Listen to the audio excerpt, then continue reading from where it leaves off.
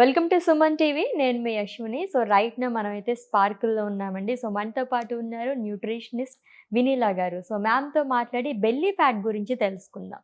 Hello అండి. ఆహా! Hi అండి. సో, అందరూ లావుగా ఉన్నా, సన్నగా ఉన్నా ఆర్మ్ ఫ్యాట్ ఒకటి, బెల్లీ ఫ్యాట్ ఒకటి చాలా మందిని ఇబ్బంది పెట్టే సమస్యనే చెప్పాలి. అమ్మాయిలకైతే మరి పాపం కావాల్సిన డ్రెసెస్ అవి వేసుకోలేని పరిస్థితి కూడా ఉంటుంది. బాడీ కాన్ డ్రెసెస్ అని ఇలా వేసుకున్నప్పుడు. సో, ఇవన్నీ పక్కన పెట్టేస్తే హెల్త్ పరంగా కూడా ఇంపార్టెంట్ కాబట్టి అందరికీ అసలు బెల్లీ ఫ్యాటే ఎందుకొస్తుంది? దానికి రీజన్స్ ఏంటి? డ్రెసెస్ ఏసుకోవటం పక్కన పెడితే హ్మ్. అసలు మెయిన్ అదే నేనెప్పుడు చెప్పేదే. మనం ఫిట్‌గా ఉండటం అనేది ఇంపార్టెంట్. హ్మ్. హెల్తీగా ఉండటం అనేది ఇంపార్టెంట్. అంటే మనం ఓవరాల్ షేప్‌లో ఉన్నామా అనేది వెరీ ఇంపార్టెంట్. హ్మ్. లీన్‌గా ఉన్నామా, లావుగా ఉన్నామా అనేది కాదు అక్కడ point. Hmm. So, you are fit and ఒక షేప్డ్ బాడీ ఉందా లేదా అలా ఉంటే వాళ్ళు ఆల్మోస్ట్ హెల్తీ. హ్మ్. అనే అంటే హెల్తీ అని ఇష్టం వచ్చినట్లు తినకూడదు మళ్ళీ. అది హ్మ్. అన్‌హెల్తీ అవుతుంది. So, you need to maintain at least 4-5 days a healthy meal plan throughout your diet plan. హ్మ్. మీరు తగ్గిన తర్వాత కూడా హెల్త్‌ని మెరుగుపరుచుకున్నా హ్మ్. కూడా. యాహ్! టమ్మీ ఉండే వాళ్ళకి ఎక్కువ శాతం డయాబెటిక్ అంటే పీసీఓడీ, పీసీఓఎస్ లేడీస్‌కైతే డయాబెటీస్ వచ్చే ఛాన్సెస్ ఉంటాయి. ఎప్పుడు ఎక్కువ హార్మోనల్ ఇష్యూస్, కార్టిజాల్ రిలీజ్ అవుతున్నా, హ్మ్. స్ట్రెస్ ఎక్కువున్నా, స్ట్రెస్ ఈటింగ్ చేసిన, స్లీప్ తక్కువగా ఉన్న ఇలాంటి వాళ్ళందరికీ బెల్లీ ఫ్యాట్ అనేది సర్వసాధారణం. ఓకే. సో, ఇలాంటి వాళ్ళు బెల్లీ ఫ్యాట్ తగ్గించుకోవాలి అంటే కొంత ఓపిక కూడా కావాలి. హ్మ్. హ్మ్. సో, ఒక్కొక్క పార్ట్ ఎందుకు ఒక్కొక్కళ్ళకి ఎక్కువ లావు అవుతుందంటే కార్టిజాల్ వల్ల ఒక ఒక పార్ట్ లావు అవుతుంది. ఈస్ట్రోజన్ వల్ల ఒకటి లావు అవుతుంది. So, it depends on your hormones. ఆ హార్మోన్స్ మీకు ఫ్లక్చుయేషన్స్‌ని బట్టి మీకు బాడీ ఫ్యాట్ అనేది అక్యుములేట్ అవుతూ ఉంటుంది. ఓకే. సో, మెయిన్‌గా బెల్లీ ఫ్యాట్ స్ట్రెస్ ఎక్కువగా ఉన్నా, కార్టిజాల్ ఎక్కువగా రిలీజ్ అయినా, మీరు లేట్ నైట్ మేలుకున్నా, హ్మ్. ఇవన్నీ వన్ ఆఫ్ ద రీజన్స్. అంటే ఎక్కువ sugary foods, starch foods, processed foods, ultra processed foods తినటం వల్ల కూడా మనకి బెల్లీ ఫ్యాట్ అనేది వస్తూ ఉంటుంది. ఓకే. సో, దీనికి ఒక సిస్టమాటిక్ లైఫ్ అనేది పెట్టేసుకోవాలి. ఒక 2 మంత్సో, 3 మంత్సో. హ్మ్. లేవంగానే చెక్క, లవంగ, మిరియాలు, ఒక చిటికెడు పసుపు వేసేసుకొని చక్కగా వాటర్ తాగేసేయొచ్చు. ఎక్కువ శాతం ఫైబర్ మనం ఇంక్లూడ్ చేయొచ్చు. మీల్‌కి ముందు యాపిల్ సైడర్ వెనిగర్ పడేవాళ్ళు యాపిల్ సైడర్ వెనిగర్ తీసుకోవచ్చు. పడని వాళ్ళు చియా సీడ్స్ కూడా తీసుకోవచ్చు. Okay. So, chia seeds calories ఎక్కువుంటాయి. సో, ఆ క్యాలరీ కౌంట్ చేసుకోండి. మీల్‌కి 1 అవర్ ముందు ఒక టేబుల్ స్పూన్ చియా సీడ్స్ ఒక ఒక 150 ఎంఎల్ వార్మ్ వాటర్‌లో తీసుకోవాలి. ఓకే. తీసుకున్నాక అప్పుడు తర్వాత మీల్ తీసుకోవాలి. ఏది తీసుకున్నా. ఎక్కువ శాతం స్టార్చీ ఐటెమ్స్‌ని ఆ 3 మంత్స్ అవాయిడ్ చేయండి. స్వీట్స్‌ని ఎక్కువగా అవాయిడ్ చేయండి. ఫ్రూట్స్ కూడా ఏమన్నా తినాలి అంటే 4:00 అప్పుడు కొన్ని ఫ్రూట్స్ మాత్రమే తినాలి. హ్మ్. జామకాయి, బెర్రీసు, పొమోగ్రనేటు, గోవా అదే జాంకాయ అంటే హ్మ్. గోవానే. Guava, pear, apples, green apples ఇలాంటివి. కొంచెం గ్లైసెమిక్ ఇండెక్స్ ఎక్కువ లేకుండా, షుగర్ స్పైక్స్ ఎక్కువగా అవ్వకుండా, సిట్రిక్ కంటెంట్ ఆరెంజెస్ ఇలాంటివి ఎక్కువ ఫ్రూట్స్ తీసుకోవాలి. అది కూడా 4:00 స్నాక్ ఐటెమ్‌లో తీసుకోవాలి. Okay. Not in the morning, not in the night. హ్మ్. సో, ఇన్సులిన్ స్పైక్ అవ్వకుండా 6:00 ఆపేసి, రాత్రి పడుకునే ముందు చక్కగా నానబెట్టిన మెంతులు, హ్మ్, జీలకర్ర, నల్ల జీలకర్ర అయితే మంచిది. అండ్ మెంతులు, జీలకర్ర, ధనియాలు, వాము, సోంపు ఇవన్నీ కచ్చపిచ్చ దంచైనా బాగా కాచి వడగట్టుకొని ఒక గ్లాసు వార్మ్ వాటర్ తాగి పడుకోవచ్చు. ఓకే. ఇది నైట్ టైమ్. హ్మ్. సో, మనకి బౌల్ మూవ్‌మెంట్ ప్రాపర్‌గా ఉందా లేదా? స్లీప్ మనం 10:30, 11 కల్లా పడుకుంటున్నామా? క్యాలరీ కౌంట్ ఎంతుంది? మెయింటెనెన్స్ క్యాలరీస్ కన్నా ఒక 200 క్యాలరీస్ కట్ చేసుకున్న దాంట్లో కూడా మీరు వెజిటబుల్స్ ఎక్కువగా కన్జ్యూమ్ చేస్తూ, ఎక్కువ శాతం వైట్ రైస్ అవాయిడ్ చేసి, హ్మ్. కిన్వా కానీ, బ్రౌన్ రైస్ కానీ, రెడ్ రైస్ కానీ, మల్టీగ్రెయిన్ అంటే గ్లూటెన్ ఫ్రీ మల్టీగ్రెయిన్ ఆటా యూజ్ చేయటం హ్మ్. కానీ, చాలా మందికి చపాతీ తినటం వల్ల కూడా డైజెషన్ అవ్వదు. అవును. సో, అలా మనం ఏది పడుతుంది అనేది చెక్ చేసుకుంటూ, క్యాలరీ కౌంట్‌లో ప్రోటీన్ ఎక్కువగా పెట్టుకుంటూ, అన్ని విటమిన్స్ ఉన్నాయా, మినరల్స్ ఉన్నాయా అనేది చెక్ చేసుకుంటూ, మీకు తగ్గ ఫుడ్డు, మీ బాడీలో ఇన్‌ఫ్లమేషన్ మీద కూడా వర్క్ చేసుకుంటూ, మీరు బెల్లీ ఫ్యాట్ మీద వర్క్ చేసుకుంటూ తగ్గొచ్చు. అంటే ఓకే. క్యాలరీ డెఫిసిట్ లేకుండా హ్మ్. బెల్లీ ఫ్యాట్ కూడా తగ్గదు. Okay. So, body inflammations and infection కూడా బెల్లీ ఫ్యాట్ వల్లే వస్తుందంటారా?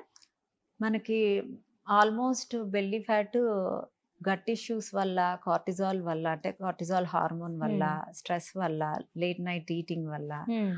వీటిలన్నిటి వల్ల వస్తుంది. లేట్ నైట్ ఈటింగ్ చేసినా కూడా మనకు గట్ ఇష్యూస్ వస్తాయి. అవును. ఇన్ఫ్లమేషన్ పెరిగిపోతుంది. హ్మ్. సో, మీ టమ్మీ పార్ట్ అంత ఎలివేటెడ్‌గా ఉండటం కరెక్టా? Is it normal?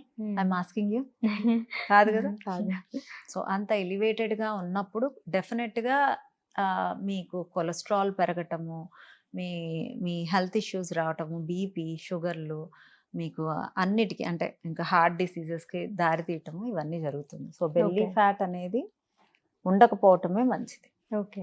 సో, పర్మనెంట్‌గా అంటే మీరొక 3 మంత్స్ గనక మనం ఇలా తీసుకుంటూ ఉంటే పర్వాలేదు మినిమమ్ అని 3 ఇంచెస్, 4 ఇంచెస్. నా దగ్గరైతే 3, 4 ఇంచెస్ తగ్గుతది 3 మంత్స్‌లో. ఓకే. సో, పర్మనెంట్‌గా తగ్గాలి అంటే గనక మన లైఫ్ స్టైల్ మోడిఫికేషన్స్ ఏం చేసుకోవాలంటారు? పర్మనెంట్‌గా తగ్గాలి అంటే, మీ బాడీకి కావాల్సిన న్యూట్రియంట్స్ అన్నిటి మీద వర్క్ చేసుకుంటూ, ఎక్సర్సైజ్ చేసుకుంటూ, అందరూ ఎక్సర్సైజ్ చేస్తే తగ్గిపోతారు అని అనుకుంటారు. ఎక్సర్సైజ్ చేయటం వల్ల బాడీ ఫిట్‌గా మజిల్ బిల్డ్ అవుతుంది తప్పితే వెయిట్ తగ్గరు. Note this point. ఫిట్‌గా ఉండటము ఇంపార్టెంటే, మజిల్ గెయిన్ అవ్వటము ఇంపార్టెంటే. మజిల్ గెయిన్ ఎప్పుడవుతుంది? మనం అంటే మజిల్‌ని మనం ఎక్సర్సైజ్ చేసి అక్కడ మజిల్‌ని టేర్ చేసినప్పుడు, మనం రైట్ ప్రోటీన్ హ్మ్. కరెక్ట్‌గా తిన్నప్పుడు, ఆ తినటం కూడా ఒక ఎత్తు, ఎక్సర్సైజ్ చేయటం ఒక ఎత్తయితే, మజిల్ బిల్డ్ అవ్వడానికి నిద్ర అనేది చాలా హ్మ్. మైన థింగ్. అంటే ఆ నిద్ర పోకపోతే మీకు మజిల్ గూడా ఆ టేర్ అనేది రిపేర్ అవ్వదు. ఓకే. సో, మీరు ఎంత జిమ్ చేసినా, ఎంత ప్రోటీన్ తీసుకున్నా, నిద్ర అనేది ఎంత ఇంపార్టెంట్ రోల్ అంటే, మీ బాడీ మొత్తం రిపేర్ అవ్వడానికి, మీ బెల్లీ ఫ్యాట్ తగ్గటానికి, మీరు హెల్తీగా అవ్వటానికి, మీరు తిన్న ఫుడ్డు అబ్జార్బ్ అవ్వడానికి, మీరు ఎలా రెస్ట్ తీసుకుంటున్నారో అలా లోపల అవయవాలు రెస్ట్ తీసుకోవడానికి ఇంపార్టెంట్ మెయిన్ కీ నిద్ర.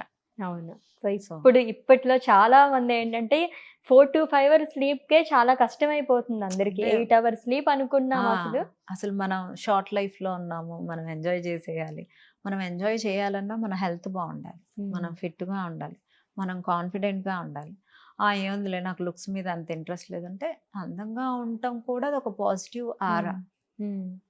యెస్. ఫిట్‌గా ఉండటం కూడా అదొక పాజిటివ్ ఆరా. హ్మ్. హెల్తీగా ఉండటం కూడా అదొక పాజిటివ్ ఆరా.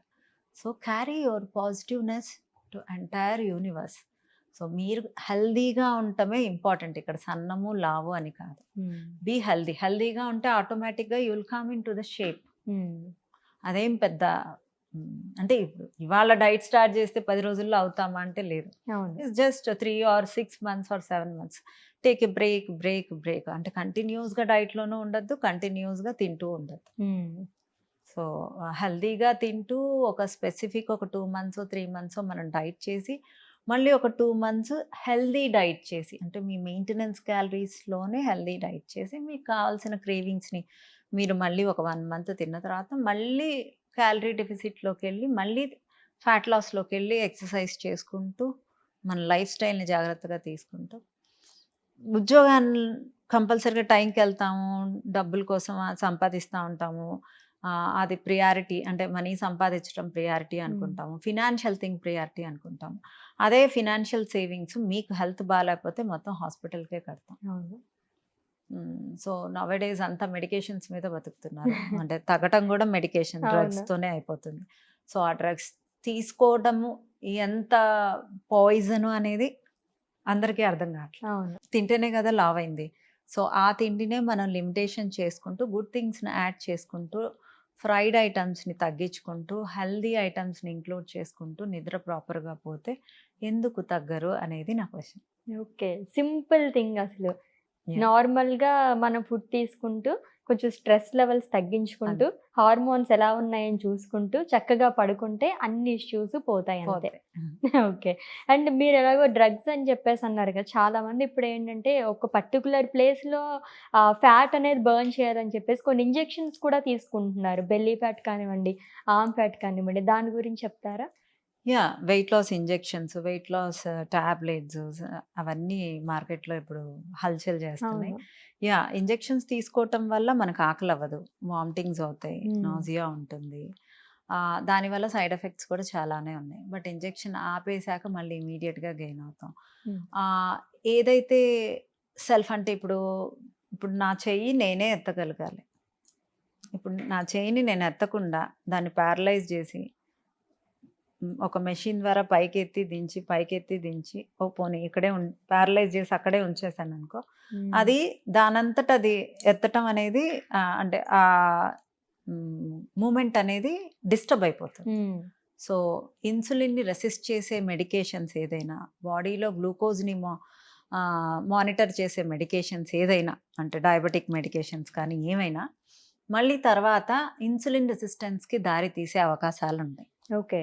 సో, ఏదైనా న్యాచురల్‌గా తగ్గటమే ఇంపార్టెంట్. అంటే ఓకే. మన కిచెన్‌లో ఫుడ్‌తో తగ్గటమే గుడ్ థింగ్. యెస్. ట్రూ. చాలా బాగా చెప్పారు. థాంక్ యూ సో మచ్ అండి. Thank you.